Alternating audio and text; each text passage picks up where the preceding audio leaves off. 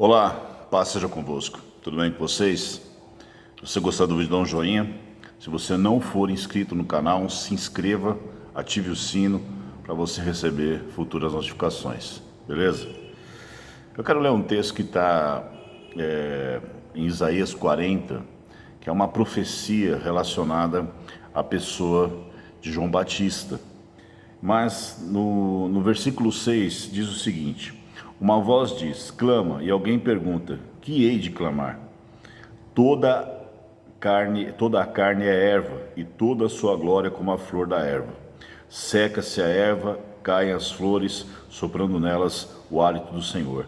Na verdade, o povo é erva, seca-se a erva e cai a sua flor, mas a palavra do nosso Deus permanece eternamente.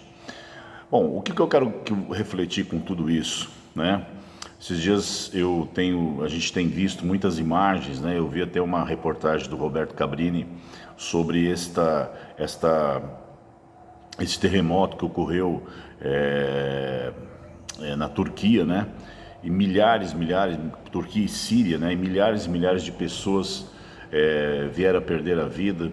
E uma imagem especificamente me tocou muito, de uma menina de 15 anos.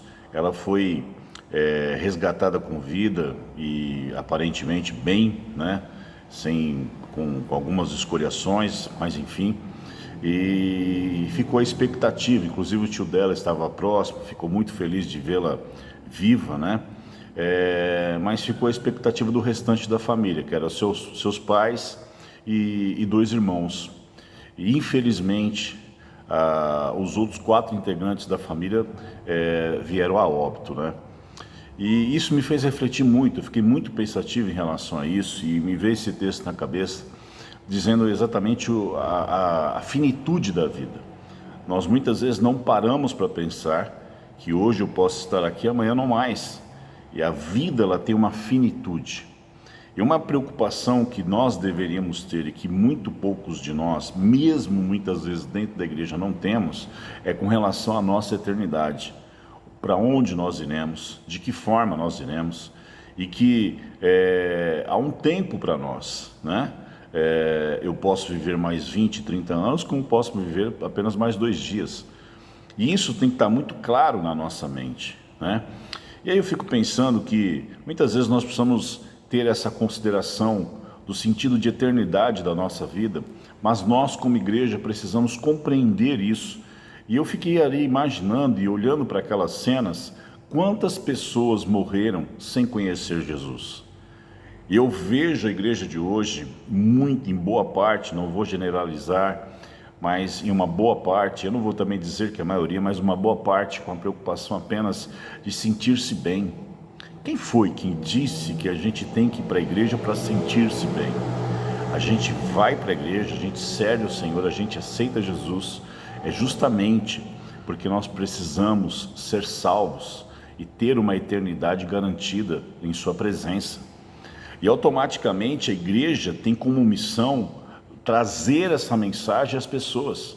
E quantas pessoas estão morrendo sem conhecerem Jesus de fato, porque a igreja tem se acomodado nas 4 paredes, nas suas coisas internas, né, na sua liturgia, e tem abandonado o ide de Jesus.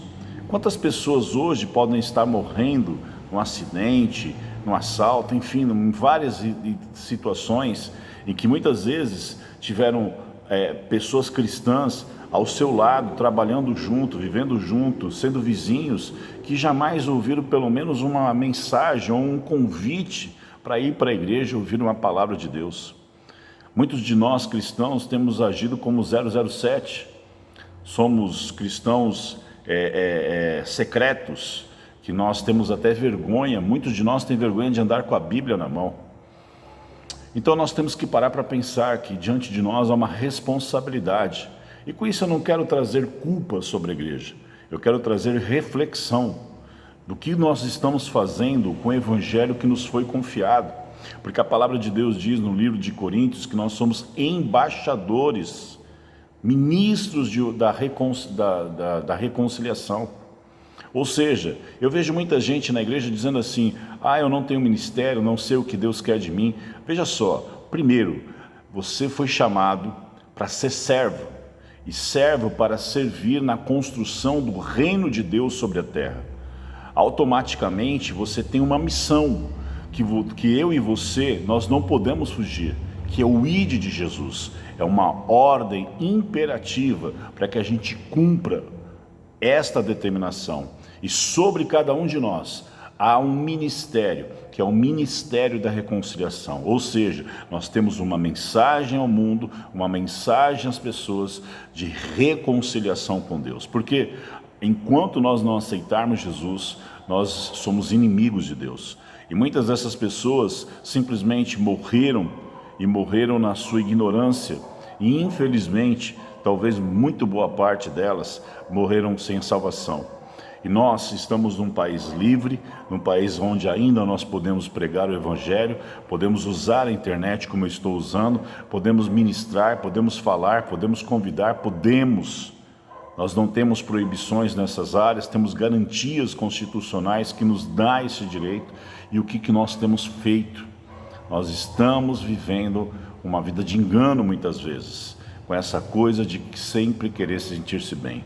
A igreja é lugar de confronto, a igreja é lugar de transformação de vida, a igreja é lugar de onde o Espírito Santo vai nos confrontar e vai nos moldar. E muitas vezes ser moldado dói, mas Ele está nos preparando para esta obra constantemente. Independentemente do tempo do que nós estamos, nós hoje já somos um agente do reino. Nós somos alguém que temos uma responsabilidade de fazer, de trazer essa mensagem para essas pessoas. E aí eu fiquei pensando, aqui eu moro na Coab, em Carapicuíba, e eu fiquei imaginando, olhando todos esses prédios. Imaginem se eventualmente desse um terremoto aqui e de repente esses prédios viessem abaixo e eventualmente muitas pessoas morressem. Quantas delas, eu e você, falamos de Jesus? Nós temos negligenciado demais a ordem, não é um pedido, a ordem de Jesus, ide. Portanto, que eu e você não percamos mais tempo e que eu e você não percamos mais oportunidade de dizer para as pessoas: há um Deus que quer te salvar e há um Jesus que morreu na cruz pelos seus pecados. É simples assim. Eu sempre comento com as pessoas que teve uma pessoa que eu ganhei para Jesus sem falar nada, que eu todos os dias praticamente eu ia lá, batia na porta, ela falava: pode entrar. Eu colocava o rosto para dentro da porta e eu falava assim: olha, vim aqui só para te lembrar que Jesus te ama. Quase todo dia eu fazia isso. E um belo dia ele bateu na minha porta e falou assim: olha, todos os dias praticamente você vai lá e vem me dizer que se Jesus me ama, eu quero entender um pouco melhor isso.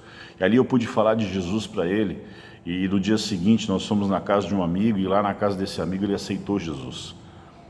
Portanto, vamos ter meta de realmente cumprir a ordem que Jesus determinou para nós. Porque muitas dessas pessoas, e você pode ver muitas imagens, elas não tiveram chance. Elas talvez não tiveram nem tempo de se arrepender de nada. E situações como essa podem ocorrer em todo mundo. Lembre-se das Torres Gêmeas. Eles não tiveram tempo praticamente também. Mas o que nós temos feito deste Evangelho? A igreja tem que cumprir o seu ID. Por isso eu te convido a refletir sobre tudo isso. E faça isso. E coloque em prática na nossa vida, na sua vida, na minha vida, em nome de Jesus. Amém? Deus abençoe vocês.